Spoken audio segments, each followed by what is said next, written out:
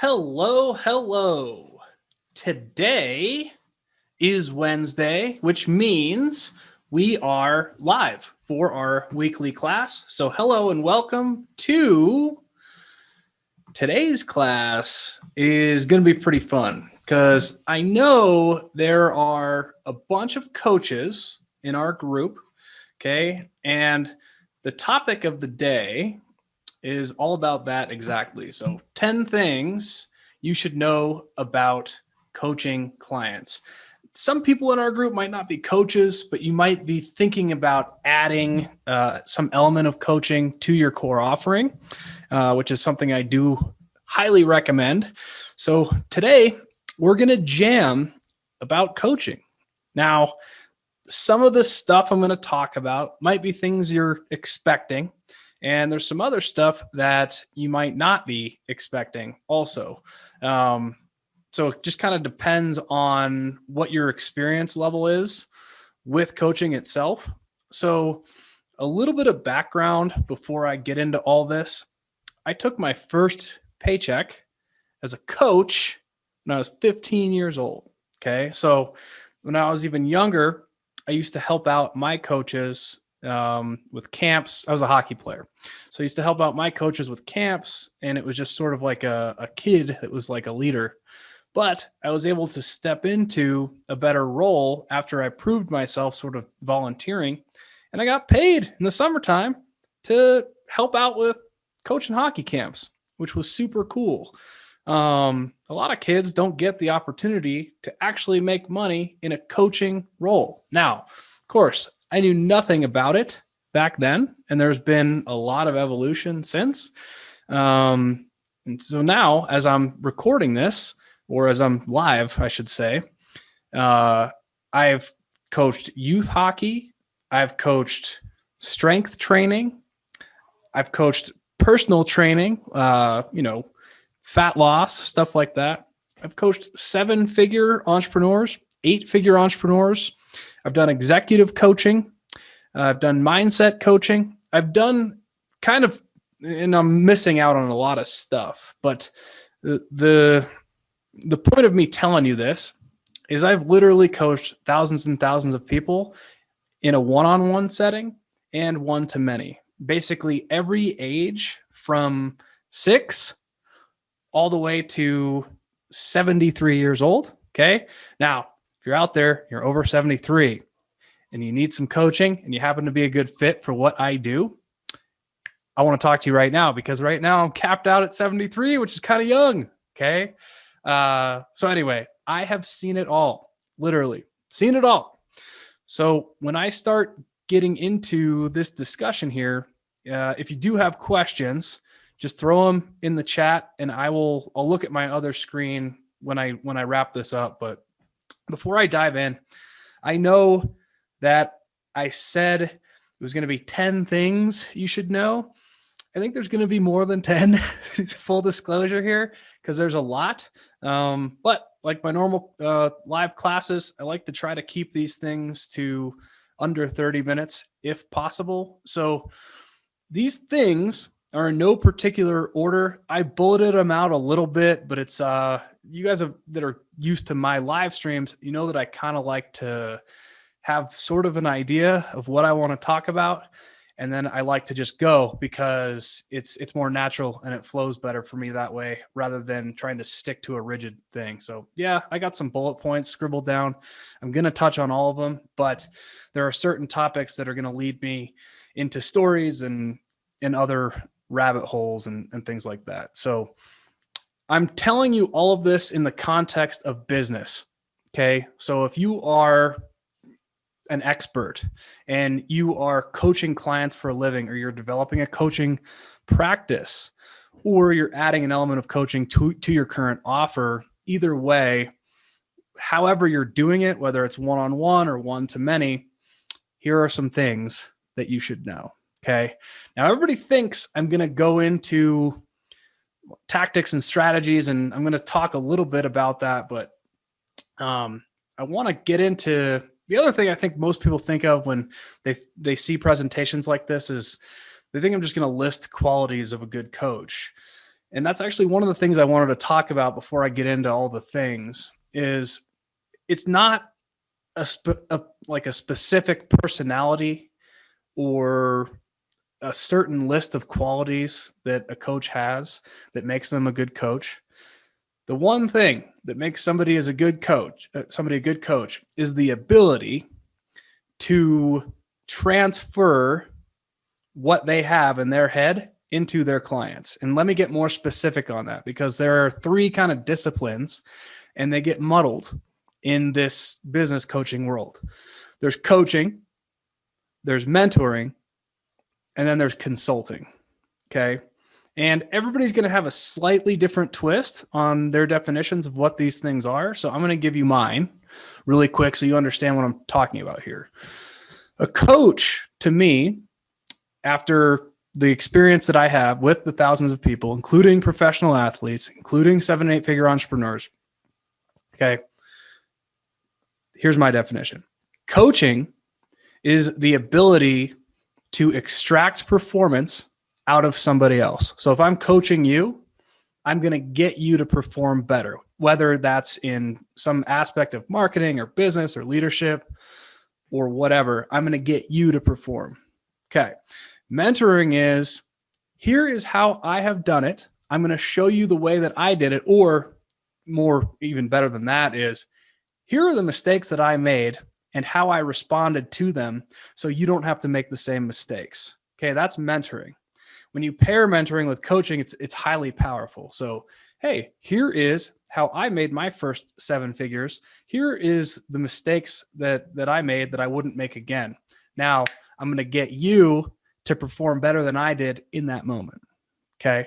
And consulting tends to be a very, very specific thing. Okay. So I just hired a consultant to get me on LinkedIn, because I don't know anything about LinkedIn other than I made a profile about 10 years ago. Okay. So I'm getting up on LinkedIn because making connections, all that. So I just hired a consultant to help me with that specific thing. Okay. If we're in the world of athletics, say I have a pro hockey player, which this is a true story. I got a pro hockey player.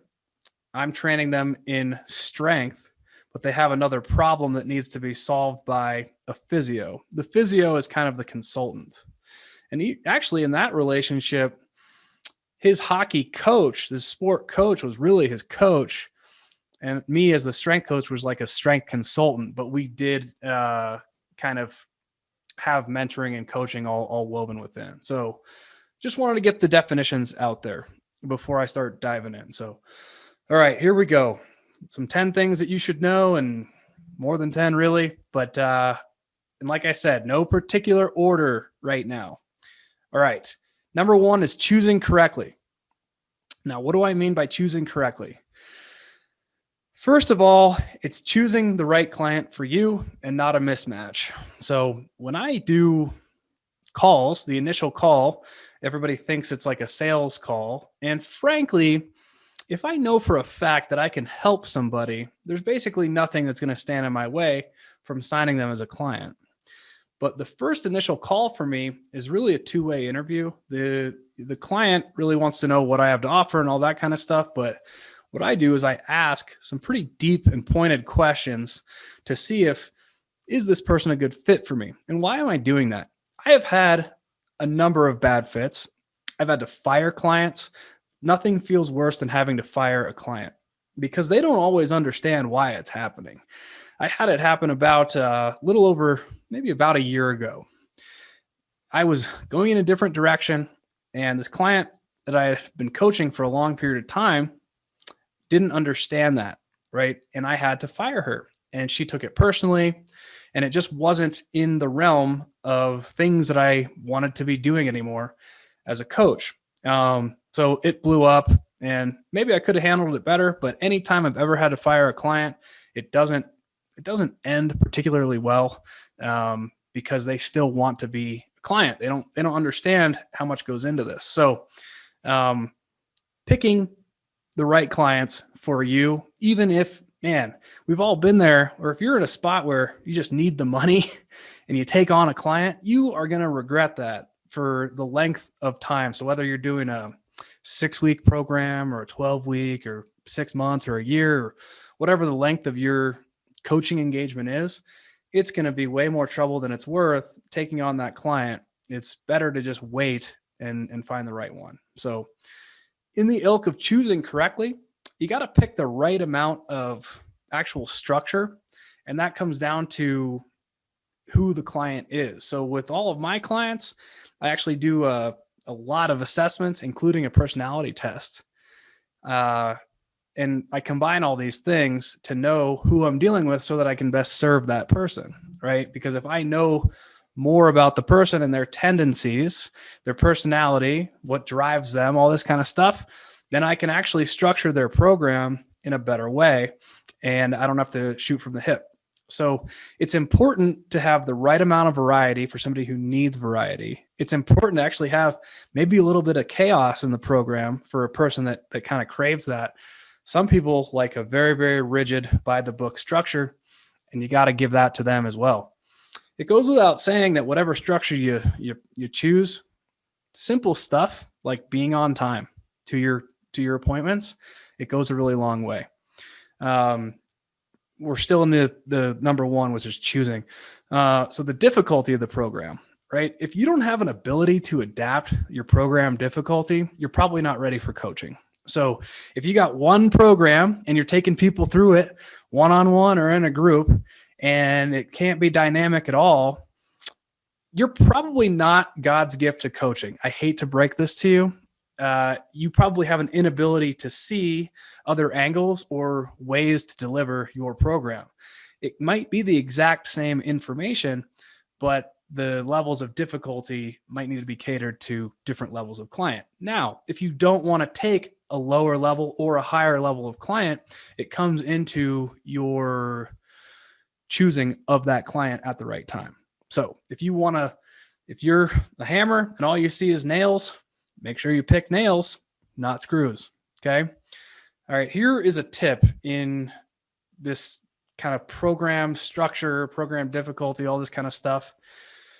Simplify everything, even if you're working with the smartest client who, their IQ is off the charts. They're way smarter than you are. Assume they know nothing. Okay. At the same time, don't flex your own knowledge. When I was a new trainer and I was studying anatomy and physiology and biomechanics and all this stuff, I would use the jargon with my clients thinking that I was cool. I was just flexing my new knowledge. They didn't give two shits about my knowledge about the human body. They really didn't. So if you're a health coach, you can take that to heart right now. But if you're a business coach, right, and you're getting somebody, let's say you're getting them leads, or you're getting them some level of marketing, and you're talking about CBO when they haven't even tested their first campaign yet, right? They're not ready for it. You don't need to talk about it. Get them through their first successful campaign before you go into the weeds about CBO and all the other things that you want to flex on. So, okay. The next thing that you want to consider, and this is outside the ilk of choosing, is empathy. Okay. So coaches, in my opinion, should have a higher EQ than IQ. And if you don't know what EQ is, you're already missing the boat. Okay. So you can Google it, but EQ is your sort of measure of your emotional intelligence. Okay. Naturals at this are going to have a high level of empathy. But as a coach, empathy is not to, cry on the shoulders of your clients. It's to get inside their world so that you can understand exactly what's going on so that you can help them. So once again, if we go back to if you're a hammer and everything is a nail analogy, well, if you get a screw or a client that's a noodle and you go after it with a hammer, it's not going to work. You're not going to help that person. And if you are coaching, chances are you probably actually want to help people and do some good in the world, right? You got to empathize. But like I say, empathy it shouldn't be considered a tool, and it shouldn't be used to manipulate somebody. It's simply putting yourself in their shoes, understanding exactly where they're at, and then coaching them at that level, not at a level that's any higher or lower. Okay. So a lot of clients might think that they are at a higher level than they're ready for. So if you just tell them, oh, you're not ready for that, which actually sometimes is necessary to do. If you can empathize with it, think about if you were in that situation at one time, what is the best way to explain this thing to them? Because they want all this advanced sexiness, but they haven't even built a foundation yet, right? If you empathize with that, you'll get less frustrated and you'll end up helping the client more. So on empathy, there's coaches out there that have these group programs, and they'll talk trash about some of their clients in front of other clients. And that just means that nobody's safe. Client safety is absolutely essential for a good coaching business. Okay. So if the client is there and you're poking fun, that's one thing, as long as they are somebody who can actually take it. We all know somebody who can dish it, but they can't take it. So if you're going to kind of poke fun or something like that, it's really important to know the sensitivity level of that client before you do it. But best policy, if you don't know them very well, is to just never poke fun, never talk trash, especially in front of other clients, because that's honestly what people are going to be saying about you as well. So, okay. Next is collaboration. Okay. Work with them rather than just telling them what to do, and listen to their ideas. Okay. Now, sometimes they do want to be part of the process and they feel validated if they came up with something that becomes part of working on them, right? Whatever it is you're coaching, you are helping people. So it's only natural for them to want to take some ownership over that. So here's the thing.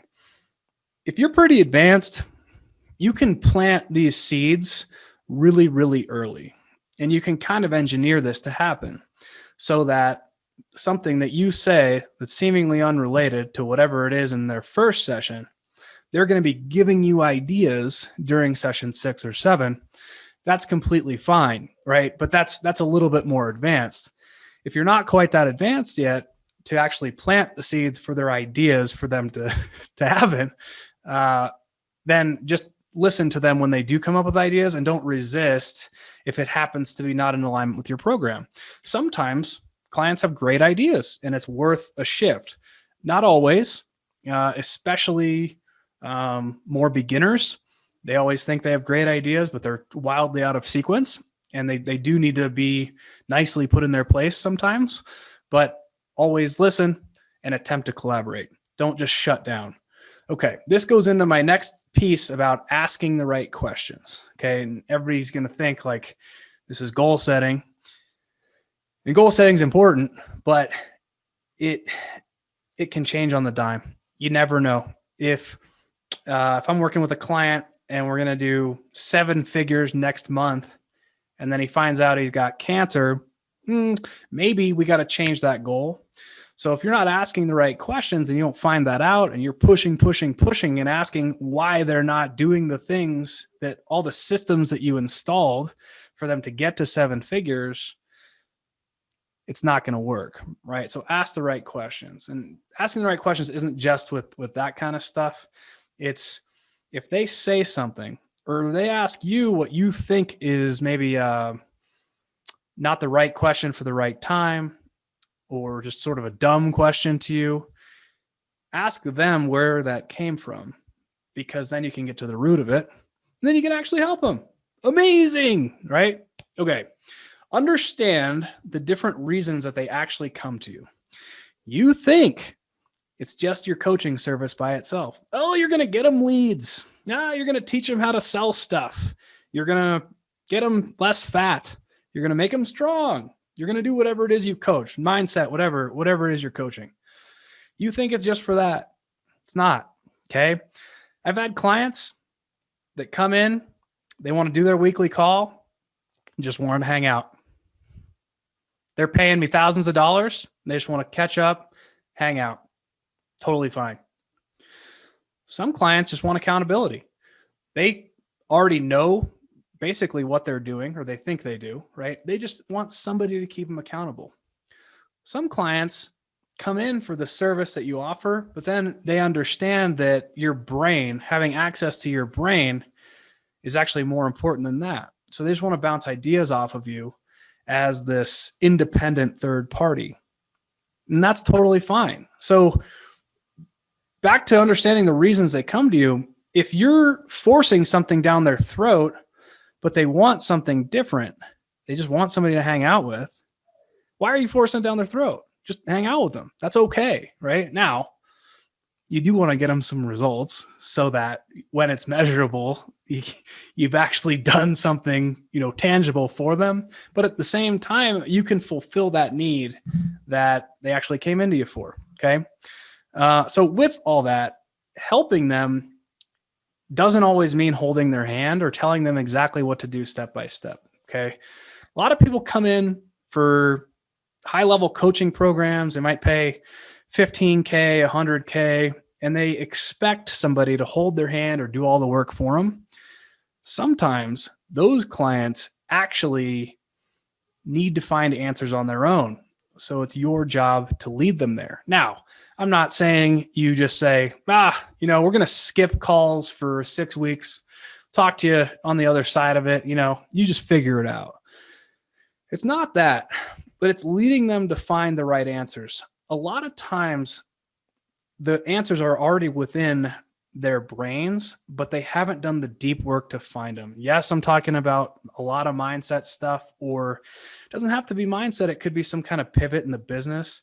And they come to you and they want you to answer that question right away. And it's not that easy because there's a lot of emotion tied into it. So the better you know your clients, the better you empathize, you can actually train them how to think and train them what to chase to actually come up with the answer rather than spoon feeding them. And then that's the biggest transformation that you can actually give a client, because it gives them confidence. So now when they have the next issue that they're coming to you about, they're asking you different types of questions to try to find the answer. Now, that said, sometimes it is just a tactical thing.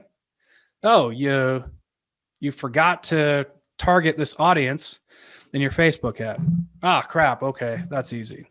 I'm talking about the bigger picture stuff here, stuff that's going to cost hundreds and hundreds of thousands of dollars in the long run, cost a lot of time and money and emotional pain. Okay. If you've studied some of the higher level coaching strategies and tactics, you got to know when to use them. Okay. So if you've only been through like one coaching process or certification, and you try to, again, back to my hammer and nail analogy, if that's all you use, it'll work sometimes, but the more clients you get, you'll find that you need more tools in your tool belt. Okay. So some little tactics, just this one is pretty much always lead by example. Okay. If you're preaching something, you really need to have understood that thing on a personal level. This is my opinion. You need to be practicing what you're preaching. So that doesn't mean you have to be better than your client. So this comes up all the time, and actually used to come up a lot more when I was coaching other coaches. Coaches get nervous about coaching somebody better than them. Now, whether you're, like me, I coached NHL athletes. I was never in the NHL, right? And some of the higher level entrepreneurs I coach, I haven't hit those numbers, right?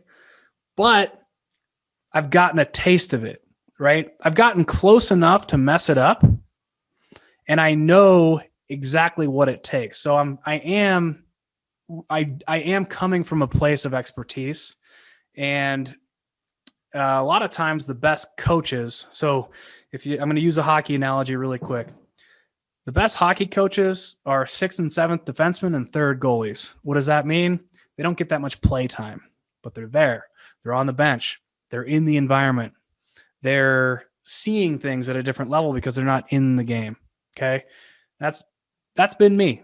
Okay. That's been me for for most of the things that I've done, I've gotten good enough to be there, but I'm not necessarily that stud, that first stringer, that NHL guy, but I'm good enough to be there. Same in business. Okay. So I lead by example. I don't ask people to do anything that I wouldn't personally do. Okay. I'm just going to go through these quickly, and a lot of you guys might not know these things, but this discussion isn't about like all these different strategies, but hopefully you kind of get what these are. Pacing and leading, being a drill sergeant, playing hardball, making them hate you, making them love you, playing a useful idiot, overwhelming praise for little things, no praise ever, done next, no matter what, know when to push, know when to back off, and your style should be adaptable, right? So all these things, I just kind of listed them off. There's way more tactics and strategies than these, but if these are all in the toolbox and you know when to pace and lead a client, you know when to drill sergeant a client, you know when to make somebody think you're a useful idiot, right? You're just using these things to your advantage to then get the client to the next level. Okay. So, and I'm going to come back to this stuff when I wrap this thing up, because there's one concept that I teach a lot on that people are surprised to hear, being in the business that I am. I'll reveal that in a second. I want to get through all of these things because it's almost 30 minutes already and I'm not even close. So, okay. I wanted to talk about practice coaching versus game time coaching. Okay. Now, this is obvious in athletics, coaching a practice versus coaching in the playoffs. When I was a weightlifting coach, it's coaching and training versus the athlete is on the platform and they need to become a world champion, right? Practice coaching and game time coaching are very, very different things. Okay. In business, oh, look at that. There's my son coming in. Buddy, I'm on a live stream.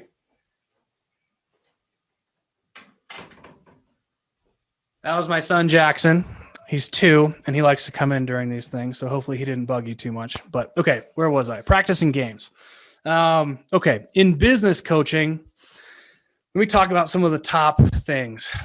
Practice is like training. So in business coaching, it would be coaching somebody on crafting their awesome offer or marketing tactics, like organic tactics and strategies, how to hire somebody, how to fire somebody, installing the systems for a hybrid follow-up and manual sales process, installing the operating system. This is all practice, right? This is all training the client.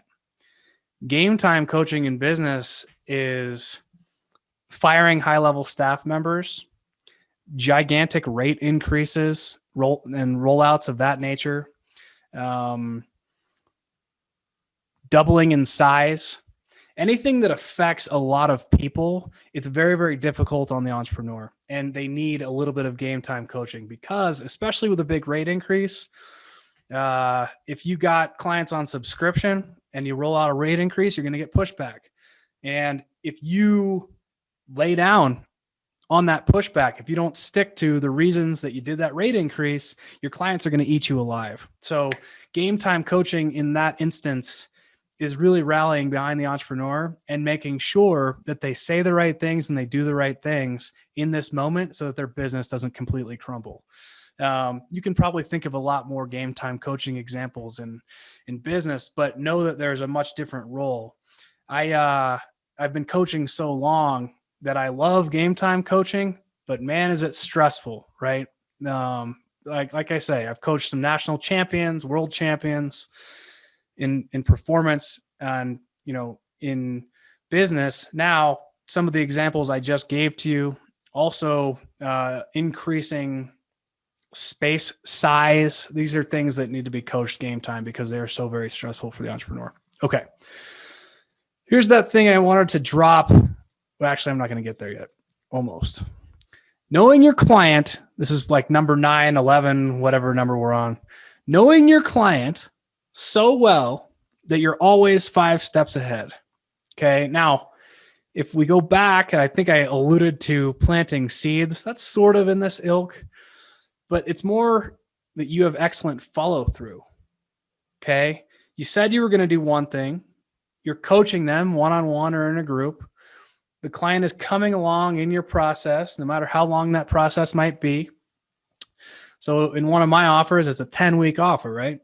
So I'm always 5 steps ahead because I know where they're going next. Even if I have to change, like I said earlier in this, even if I have to change the track because the client is more advanced, or they came in saying they were advanced, but they need some more beginner stuff, I can change it for them, but I'm still always anticipating where they're going next. So they're going to do this exercise that I gave them as homework. Here are the things they're going to experience. Here is how they're going to respond to it. Here's how I'm going to respond to them, which is going to lead to the next thing, right? Which is going to lead to X, Y, and Z. So if you think all this through, you're good, but it's really hard to predict this stuff if you haven't actually been doing it for a long time. Okay. So staying 5 steps ahead really comes from experience. If you don't have any experience, or maybe you have a ton of experience in one area and now you're trying to launch your expertise online, it's different, right? You have to actually go through that offer with the client to remain 5 steps ahead at all times. Okay. And follow through is also just following up on their progress, right? If their goal was to get to $30K a month in revenue in the first 6 weeks, are you making sure that they're doing the daily habits and actions in order to get there? What if they get there in the first 4 weeks? It's been known to happen, right? Especially the best clients that really, really listen to you. They do every single thing that you say, because every single thing that you say, you think they're going to take a little bit longer to implement. But then they do it and they get results in 3 or 4 weeks. What the heck do you do now? Well, you got to push the goal, right? It doesn't stop just because they got to the goal. That's a great example of a done and next scenario, right? You don't react to it. Say, all right, cool. You hit that goal. What are we doing tomorrow? Well, what we're doing tomorrow is we're going to do 40K in half the time. So just 5 steps ahead at all times. Okay. Here's the bomb I wanted to drop on you.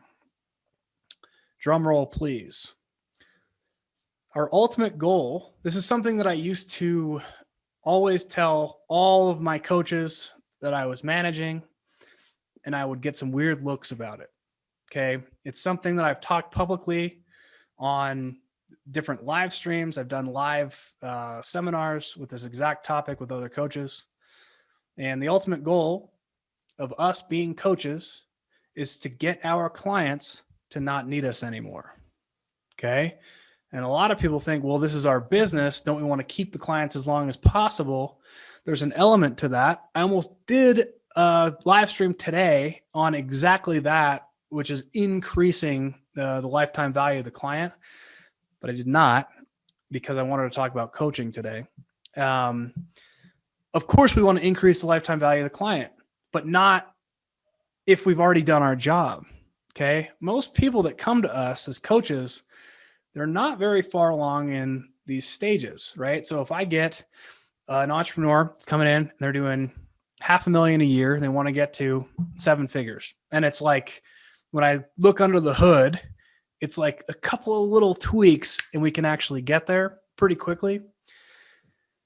If they don't need me anymore after that 10 weeks, we've done our job. All they wanted to get to is 7 figures. They didn't want to scale to 8 figures and beyond. That's okay. I've done my job. I've fixed the system. Done. And I'll move on to my next client. In fitness, usually with fat loss clients, they need you for a long period of time because there's a lot of stuff that has to change both mentally and physically. They might lose the weight even, and then if they think they're okay, they gain it back, and then they call you in 6 months. But when you're really done with one of those clients, when all of their habits have completely shifted, the way that they think has completely shifted, they don't even crave that junk food that led to their obesity in the first place, then you've really done your job and they don't need you anymore because their new default has been programmed by you as a coach to be the person that they wanted to be. And you should just pat yourself on the back because you did a great job, and that's life changing. Okay. If somebody comes into your program and you do such a good job that they don't want to continue with you anymore, that is the ultimate success as a coach. And it's not really going to affect your business because there's always going to be more people that need your help. If you have this abundance mindset of you're helping everybody or the right fits, there's always going to be new clients, and you don't have to worry about keeping the same clients for a really, really long period of time. Now, if you're not done with them yet, you're actually doing them a disservice not to continue them. But that's a topic for a whole other class. Okay. I want to look to see if I got questions. I didn't do the omnipresence thing today. I just streamed to the group. So hopefully you guys that are watching this are in fact coaches. Maybe you're not. But I'll refresh this thing, see if you guys got any questions. If not, we'll call it for the day. Looks like my computer is crawling, as is usual with Zoom. All right, cool. No additional questions. If you guys want more information on how to coach, there's way more information here than I can possibly convey in a 30-minute live stream that I'm doing for free with over 20 years of experience at the highest level. So it is part of my core offering. If you do come in and you're trying to build a business or scale your business as a coach, part of my core offering is making you a better coach and giving you those tactics and strategies to do it. But it's pretty deep. So if you guys are interested in that, shoot me a DM. We'll jump on a call, see if you're a good fit for me, and we will go from there. But I would love to chat with you, even if you just want to rap about coaching and understanding how your clients react to different coaching styles, even if it's the same person with different styles. All right, guys, I hope you have a great rest of your day. I'll see y'all soon.